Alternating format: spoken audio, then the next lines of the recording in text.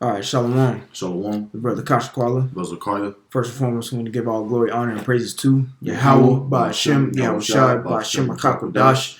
Double honors to the apostles and the elders of Great Millstone, who rule and teach well. Peace, love, salutation to the elect 144 first fruit. We got Job 8 today. We're not going to go through the whole chapter. We're going to get verses 1 through 10 in it.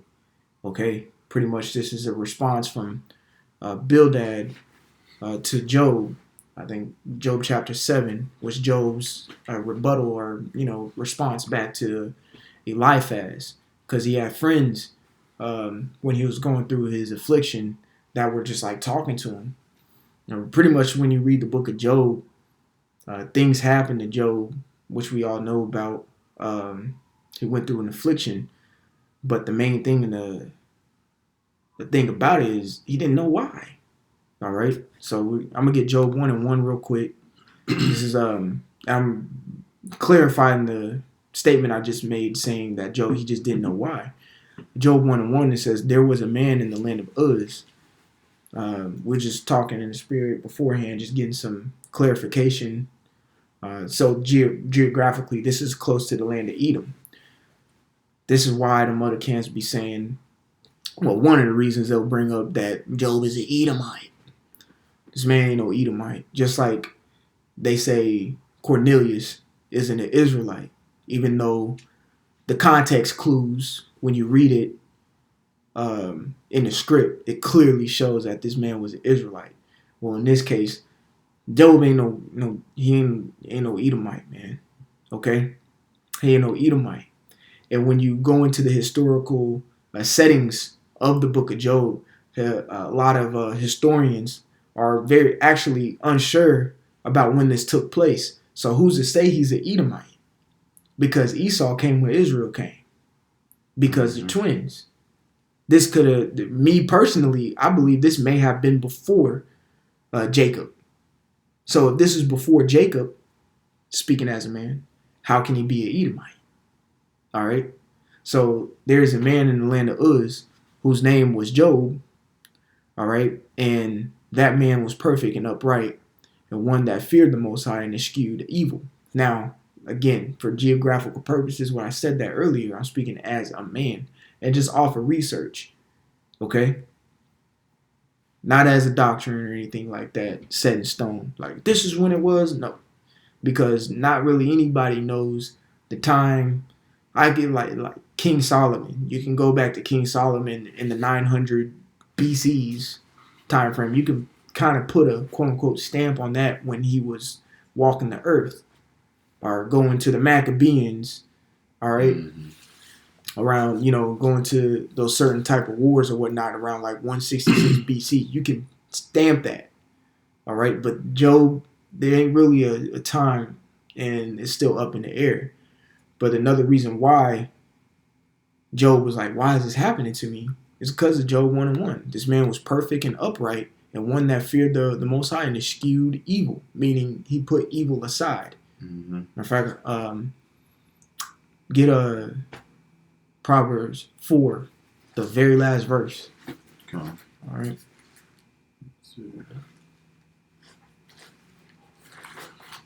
Good with me. All right. And this is we're gonna probably get a lot of. If we do get precepts, it's probably gonna come out of these wisdom packed books like Proverbs, Ecclesiastes, Ecclesiasticus, Wisdom Solomon, things of that nature. Because this is one of the wisdom packed books. Go ahead. This is Proverbs 4 and verse 27. It says, "Turn not to the right hand nor to the left. Remove thy foot from evil." Right, remove thy foot from evil, and that's what Job did. Okay, so we know Job 1. Satan had, the Lord Yahweh Ba'Shem Yahushai and Satan. They had dialect between one another about Job. Okay, and what to do to Job or whatnot. Same thing in chapter 2, and then you read chapter 3. Job is cursing his birthday and all of that. He's like, "Hey, what the? I can't."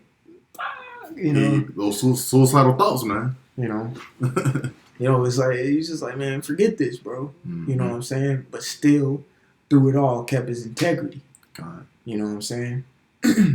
So, like I mentioned, he had friends, and me and his brother wanted to do Job 8 because on this brother's channel he's been doing quick reads of the book of Job, and he's on chapter 8. I just wanted to get in with him.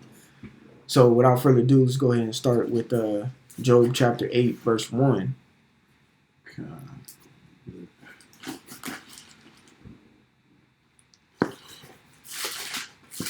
This is Job chapter 8 and verse 1.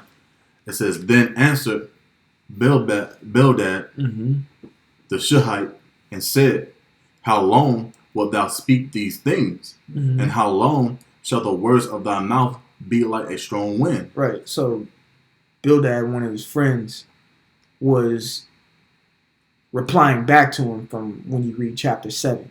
Mm-hmm. Okay? Because that was replied, I think, from Job to, because Eliphaz spoke to Job, and Job replied in chapter 7, and now Bildad is replying to Job in chapter 8. Mm-hmm. So, man, why are you speaking these things? You know? You read a little bit of commentary. Verse 2 pretty much is, they say it's like it's in an insulting manner. That He's like, man, what are you talking this nonsense right now? You know, unknowingly understand what we understand Job chapter 1 and 1. You see what I'm saying? Because Bildad and Eliphaz are like, bro, you went off somewhere, bro. Whatever the fuck you doing behind, excuse my French, but whatever you doing behind closed doors, you need to repent to the Lord for that. And Job is like, bro, like, you know what I'm saying? Mm-hmm. I've done this, I've done that. I still pray to the Lord. I still do. I still sacrifice all these things. Mm-hmm. You know what I'm saying? But they still think because something bad's happening to him, he's sinning. Which you can understand it to an extent, but at the same time, this goes to show you how you're supposed to be between each other now. Understand something jacked up may be happening to a brother continually for like a week or 2, 3, 4, 5 weeks. Like, man, why is this dude always catching something? He might be doing, you know, but at the same time, you just got to think the Lord just might be trying. Mm-hmm. He may have not done anything. You always got to be logical when it comes to a brother, because you ain't there with him every day. You don't know what he's doing, and even if you do live with him, you don't know the full extent of his walk still. You see, that's why a level of empathy has to come in, and communication. You got to talk to him. But really, that's what Job and his friends are trying to figure out. Like, what did you do? Why is this happening to you? Go ahead, bro. It says in verse 3, it says, Doeth the Most High prevent judgment, or doeth the Almighty prevent justice? If thy children have sinned against him, and he have cast them away for their transgression. Right, so you got to think about that, okay? Now, what Bildad is saying here in verse 3, the Most High pervert judgment, like, he's like, the Lord don't contradict. Mm-hmm. If you've done something, you're gonna get judged for it. He's like, so what are you trying to say? You see what I'm saying? Like, it's just for no reason? No, you had to have done something, which in a sense is correct. Mm-hmm. When you read the law, if you do this, this happens. Reap what you sow. You see what I'm saying? Like the brother said, reap what you sow. Now, in the earlier chapters, Job was taking up the sacrifices for him and his sons, right? Because his sons wasn't doing it. Right. They was too busy gathering every day at their houses with the sisters and the servants, drinking, having a feast. Okay, so technically they wasn't really concerned about Yahweh Shem Yahushua. Right. But Job, behind the scenes, Job knew they was on his land. Okay, right. They knew they was having gatherings. But what did Job do? Every day, he supped with the Lord. You know, he did his burnt offerings, his sacrifices, and he did what he did in the spirit. Right. Okay. That doesn't just want to throw that out. No, that's perfect. That's perfectly said.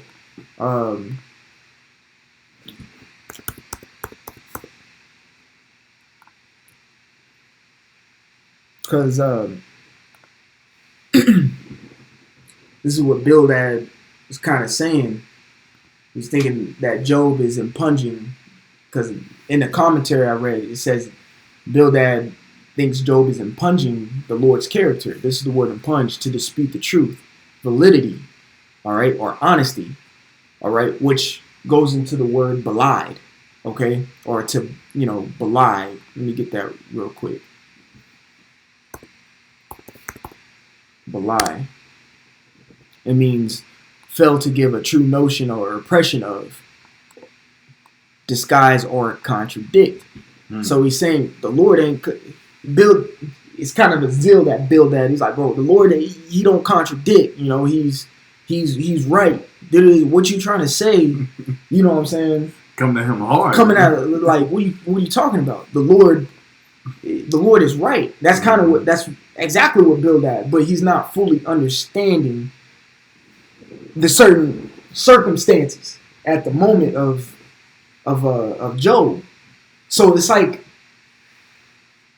the things that his friends are saying, they're right and wrong, and at the same time, it's almost like an oxymoron. Mm-hmm. And you can take this and read what Bildad is saying. It's like, yeah, I mean, that makes sense. You're right, bro.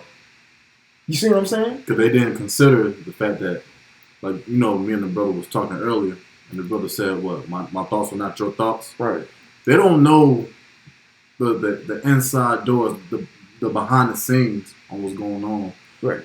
With the Most High on what he's doing with Job. Well, even Job didn't know. Job didn't know, yeah. That's why they're inquiring, like, why is this happening to you? It's a mystery they're trying to solve. That's why you hear in the world, Jake like to say, the Lord is mysterious in his ways. But really he is. Mm-hmm. We read it in Job 1:1. Why is he getting boils? Why is his children dying? Why is his wife leaving? Why is he losing his substance? Why is it he's a perfect man though. Mm-hmm. Then Job is trying to figure it out, but I pray, but I sacrifice, sometimes the Lord just puts you through something and you gotta give the spirit course to do its thing. Okay? And just go with it. But keep your integrity and your trust in the Lord. Okay? Mm-hmm. So read verse 4 again. This is Job 8 and verse 4. Mm-hmm. If thy children have sinned against him, right, and he have cast them away from their transgression. Right. He has cast them away for their transgression. Now the brother just beautifully said, it kind of reminds me of Samuel's son. Okay? When you read the book of Samuel. His sons were going off. Okay? Matter of fact, I'm gonna bring that up. Okay? I'm gonna prove it in the scripts real quick. Matter of fact, I probably find it better in the. I'm gonna find it though. Bear with me. Because Samuel's sons, I'm talking about Samuel, the Levite, he killed Agag, hewed him in pieces. Samuel, he had sons, okay, and they were going off. All right, let's see here. It's in 1 Samuel.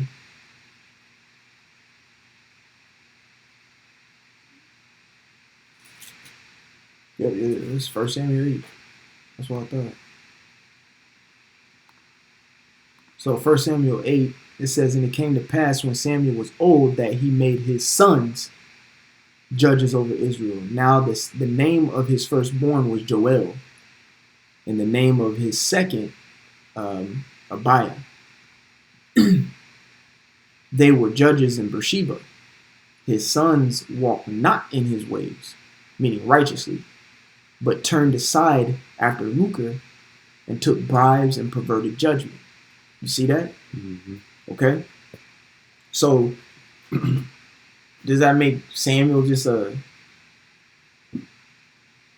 bad dad? Just an unjust individual?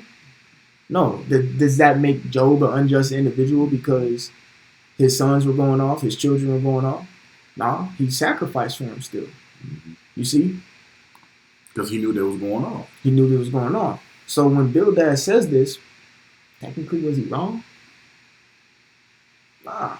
They were going off.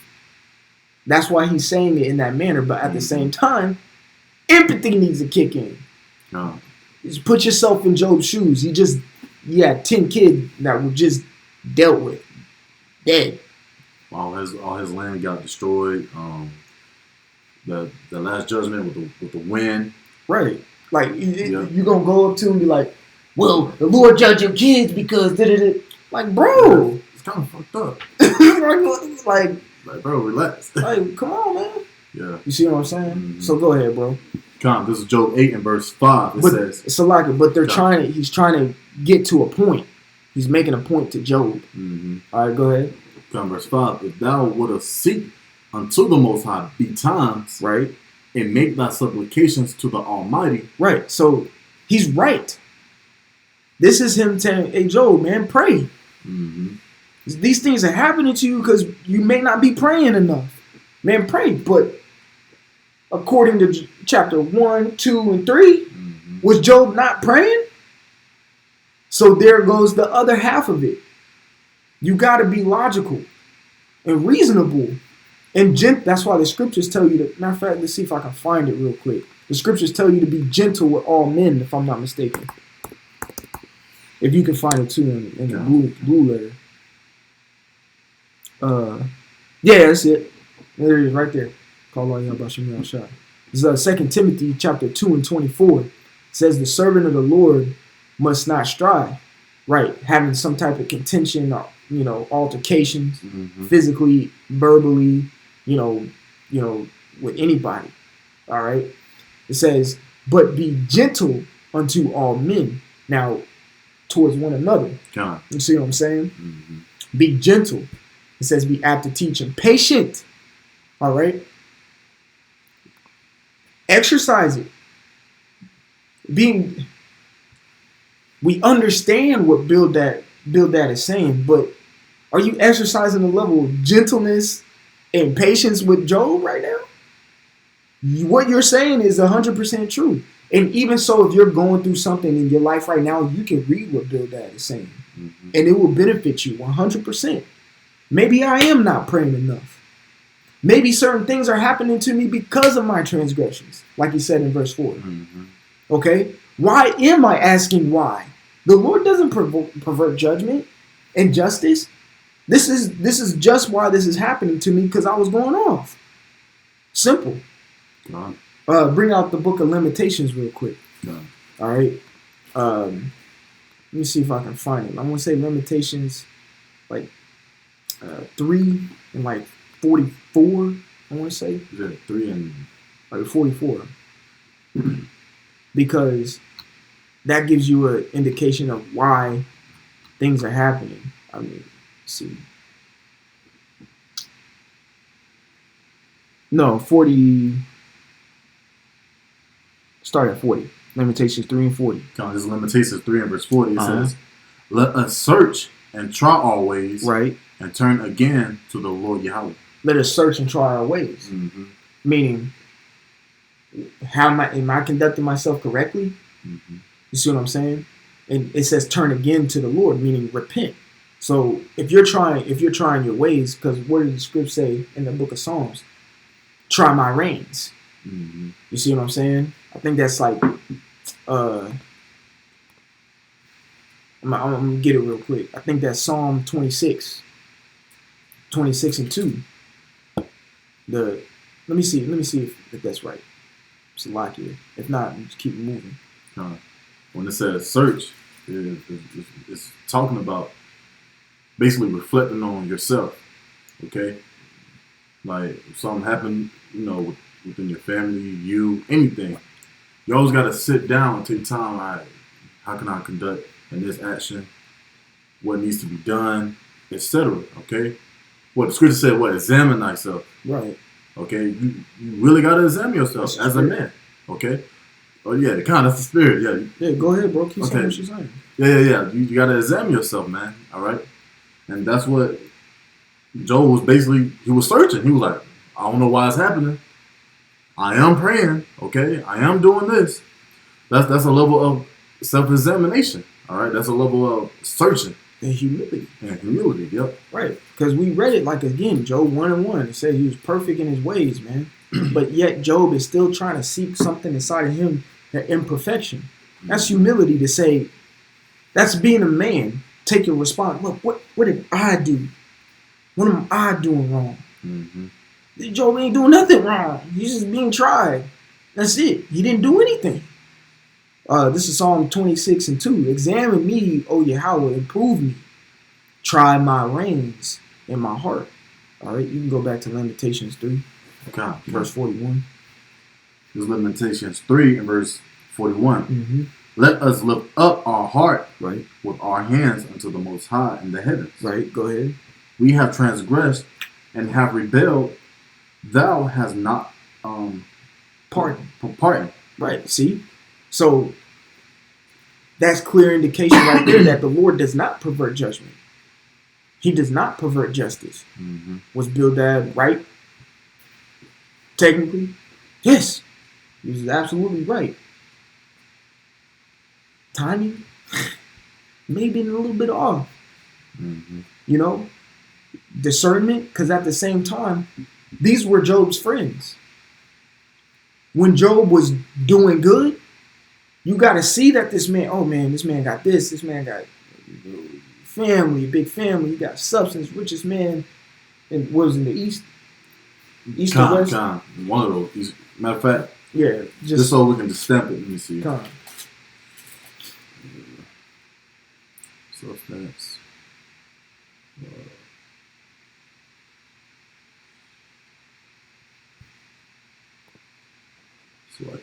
no, you good, bro. In the East. Yep, verse 3. Okay, so he had the most substance in the East. The greatest of all the men in the East, man. Mm-hmm. So his friends got to have a certain level of discernment. This is an upright dude. God. You see what I'm saying? And it's in a very great household. Right. All right. Great. Not no average household. It was great. It was wealthy. It was... Man, and then once you really go into it, on how many cattle, like sheep and she-asses this man had, those are a lot of animals. Right. Meaning what? He had to have a lot of servants, which he did, okay? And it proves you when one kept coming back, and the one servant kept saying, hey, the other servant has been, slew, killed, on whatever judgment that had happened, okay? But the point of it is that Job was a very wealthy man, all right? And everybody knew of him. Okay, he was what? The wealthiest of the East. Okay, you got it. Right. So you can go back to Job 8:5. This is Job 8 and verse 5. If thou wouldest seek unto the Most High betimes, and make thy supplications to the Almighty, if thou wert pure and upright, surely now he will await for thee, and make the habitation of thy righteousness prosperous. Right. So he's telling them, remember, you seek the Lord betimes, meaning early. All right. Meaning, or early, literally like in the morning, or just like, that should be the first thing you do when you go through something. Make your supplication. Supplication is prayer, which means to beg. All right. Then guess what? He'll turn back to you, and he'll start blessing you again. He'll see you again. You see what I'm saying? But wait, he was doing that. He was seeking the Lord. The moment something happened to him, he was inquiring with the Lord. He was sending his supplication and talking to the Lord. He had a relationship with the Lord. Okay? And within all that, Job still knew, even when he cut his woman, he said, basically, I'm just saying, like this roughly paraphrase, he said, basically, you can't have a perfect life, evil gonna have to come too. Right. So him actually knowing that and still like, what did I do? Right. You see what I'm saying? Right. Because Job understand, man. He understood that, hey, everything good can't happen. There got to be some evil in the midst too. But even when the evil did come, he still, what? Prayed unto Yahweh Shem Yahushua. He still cried unto the Heavenly Father. Complained. But he was still in question on what am I doing, even though he didn't do nothing. Humility right there, man. Right. That's it. Come on. Read verse 6 again. This is Job 8 and 6. If thou wert pure and upright, surely now he will await for thee and make the habitation of thy righteousness prosperous. Right. So I'm going to read something out of a commentary real quick. All right, I'm bringing it right here. Because it makes a little sense. Okay? On verse 6. It says, oh, wait. So it says, he said that to him. He said, brilliant, just stop sinning, Job. That would make the Most High stop punishing you. Which makes sense. Yeah. And that's what we're doing. We're cutting the old man off daily. We're offending less, which is pleasing to the Lord. And he will stop punishing us. Simple. Quid pro quo. All right? But it says, oh, wait. It's not Job's sin that is moving the Most High to bring suffering into Job's life. Why does the commentary say that? Job 1:1. He was a perfect man. He did not sin. Mm-hmm. All right? There's that whole matter of Satan's questioning, which you can figure out in Job 1 and Job 2. Both Job's disinterested righteousness and the Most High's integrity. And no one in the story knows about that part. Right. So his friends are not considering his personal moves that he's making on his own time in his relationship with the Lord. They don't understand that. You see? And that's why they come off the way they do. They're right with what they're saying, but they're not getting the matter of fact, they're not getting the full matter of it. That brings me to a precept real quick. Because they could have said, wait, you still praying still? Well, if you're doing that, well, hey, keep man, be strong. Keep it, you know what I'm saying? Because that's the type of build-up a man need after seeing all this happening to you within your life, your kids, all right? You'll want your friends to kind of understand, like, yo, you're really not doing nothing. You're still praying. But, like the brother, was harping on, hey, they didn't really go to that extent. You see what I'm saying? Mm-hmm. Okay. That's it, bro. You're right. Sirach or Ecclesiasticus 11:7. Blame not before thou hast examined the truth. Now, how do you examine the truth? You ask questions. All right, it's an examination, just like the brother beautifully broke down about examining yourself. You ask your damn self questions. Am I doing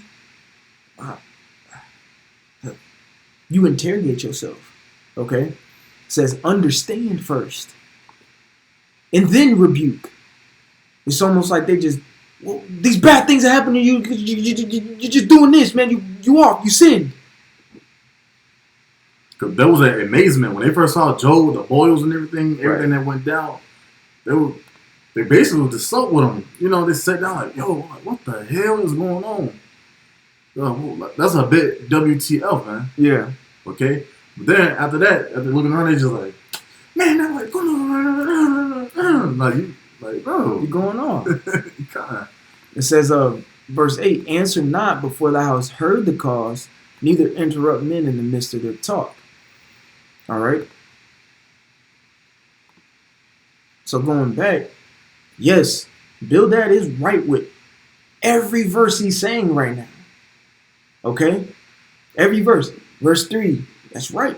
Verse 4, that's correct. Verse 5, that's right. But did you consider,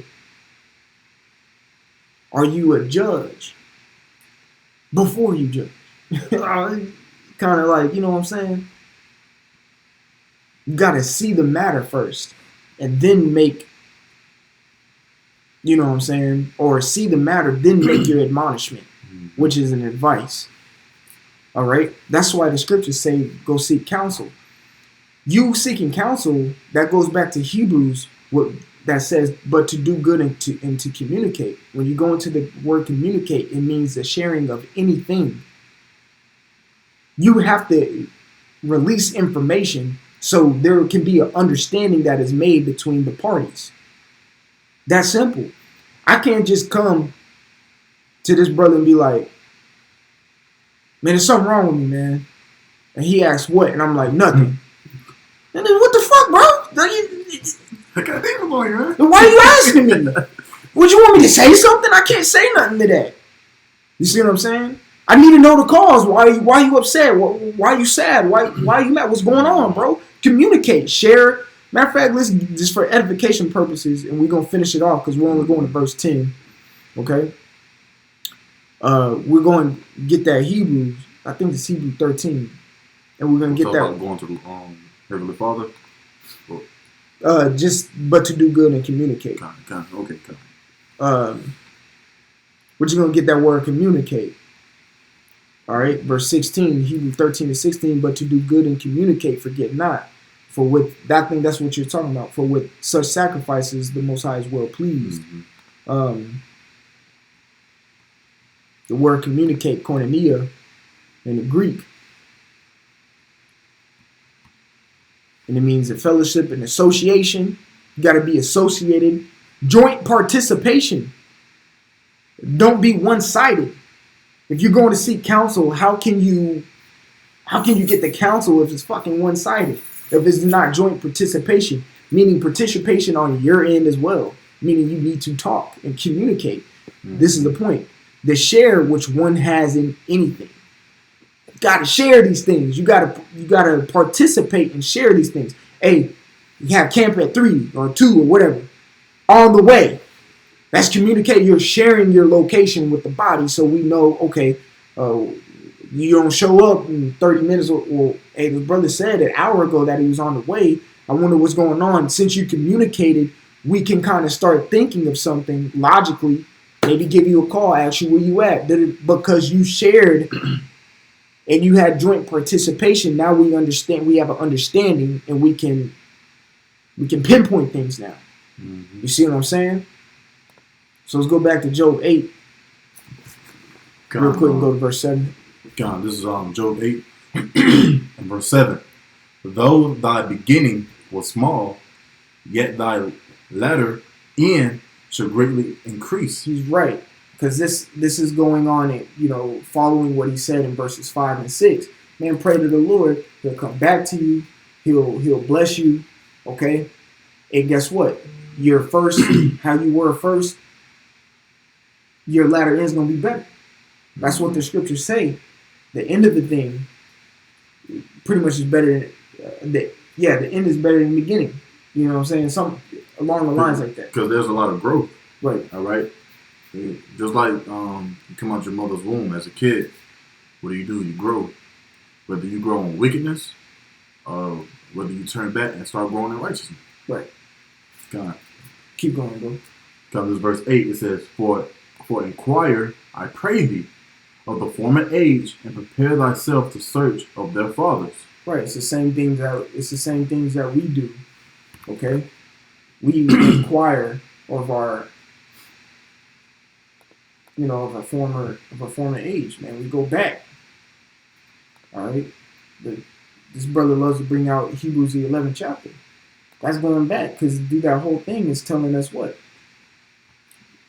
It talks about Jephthah, Moses. Those are a lot of examples.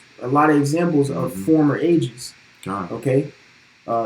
This is Sirach Ecclesiasticus 39:1. But he that giveth his mind to the law of the Most High and is occupied in the meditation thereof will seek the wisdom of all the ancient. You go back, all right, and be occupied in prophecies. But the point that I want to bring out, you will seek out the wisdom of all the ancient. So, hey, bro, go back. You know what I'm saying? And again, we don't know the timeline, but also we were just speaking in spirit before this. In their dialect, in their dialogue, the LORD is not used when they talk to each other. It's either the Almighty, like you see right here, or God right there. All right? They're not saying Yahweh, LORD like that. So this could very well be in the time during Genesis. All right? Where they called Alashajah and things of that nature. All right? Very well be.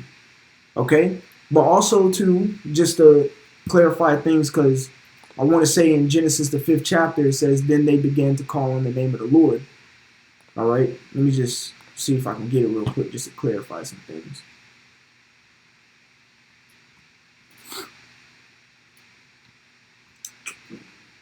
Enos, it might be in the chapter 4, just for just clear things up. Yeah, that's it. Genesis chapter 4:25, and Adam knew his wife again, and she bare a son, and called his name Seth, for the Most High. I'm gonna read verbatim. For God said, she hath appointed me another seed instead of Abel, and whom Cain slew. So really Seth was like the word Seth, I think in Hebrew is Shath, which means compensation. All right, it's pretty much the reincarnation, you could say, of Abel. All right, verse 26, and to Seth, to him also there was born a son, and he called his name Enos. Then began men to call upon the name of the Lord, Lord, in all caps. All right, so yes, you did have the name out there, but in this case, when in the dialect, in the dialogue between these men, they always use Almighty and God. Kind of gives you another indication of trying to figure out, put the pieces together, a timeline. But at the same time, we might figure this out in the kingdom. You know what I'm saying? No purpose off. That's it. Don't get too deep into something. You know what I'm saying? But go ahead, bro. We finish this off. This is Job 8 and 9. It says, "For we are but of yesterday, right, and know nothing, because our days upon earth are a shadow." Right. Our days upon earth is a shadow. Man, Bildad speaking straight facts. Mm-hmm. He's being real. He's being 100. Okay? I think it's this. No, it's not that. What are you looking for? James, where it says our life is as a vapor. Just a quick precept. There it is. Where is it? Well, 14? Yep, that's it. James 4 and 14. It says, whereas ye know not what shall be on the morrow, for what is your life? It is even a vapor that appeared for a little time and then vanished away. So pretty much Bildad's, James probably read what Bildad was saying, man. What? We know nothing. 1 Corinthians, what's that? 8. All right, 8 and 1 and 2 and 3. I think 8 and 2. A man know nothing, you know nothing at all. A man that thinks he knows something knows nothing at all. Okay, on the line, we don't know nothing because our days upon earth are a shadow. What he's saying right now, look, man, we are limited with understanding, wisdom, and knowledge. Our lives are short. You see, it's true. That's what it's saying in the book of James. Go ahead, bro. We'll finish it off. God, this is Job 8 and verse 10. Shall not they teach thee and tell thee and utter words out of their heart? Right. So not they teach thee and tell thee and utter words out of their heart. So, hey, we might come back to Job verses 11 and 22, but we just want to kind of give you the dialect and the rebuttal, quote unquote, or the response that Bildad. He was right about a lot of things. In your life, in our lives now, I'm not saying that the scriptures aren't beneficial, but what Bildad is saying is super beneficial to us right now. Mm-hmm. Are you praying? Are you supplicating? Are you seeking the Lord early? Okay? And you better recognize, you better not sit here and say, why is this happening to me? The Lord doesn't pervert judgment. You see what I'm saying? Mm-hmm. You better take it. He's like, bro, you had to done something for something to happen to you, which is 100% true. But at the same time, when you read in the context of how they're speaking, they don't understand Job is a perfect man. And it's just trying to figure out why. That's it. You have any closing words? Man, you said it perfectly. That was the whole point of it. He was just trying to get that, the moral, the integrity. You can get that too. Oh, God. But yeah, they were just wondering, basically what was up. All right. It was a case. It was a spiritual case. Okay. Job, them seeing Job in the worst state ever. Okay. They came to him to inquire of him. They're like, yo, what's going on? Are you doing this? Are you doing that? But at the end all be all, they didn't understand that Job was actually keeping his integrity, okay, towards the Heavenly Father. Because, we know the story when Satan came, they was talking, like, hey, do this to him, but save his life. Because the Most High knew that Job was going to keep his integrity, okay? And let me get the word integrity right quick. Let me see.